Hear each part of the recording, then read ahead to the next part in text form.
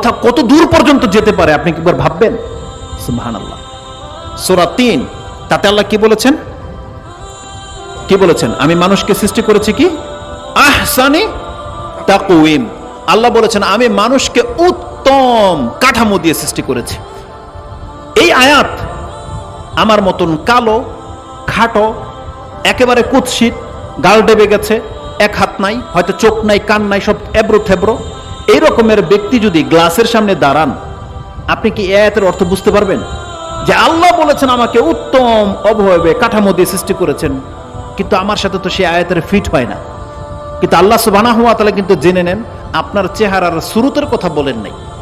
আল্লাহ সুবহানাহু ওয়া তাআলা এখানে তাকওয়িম বলেছেন, আপনার যে কাঠামোটা আছে, গেটআপটা, আল্লাহ এটার কথা বলেছেন।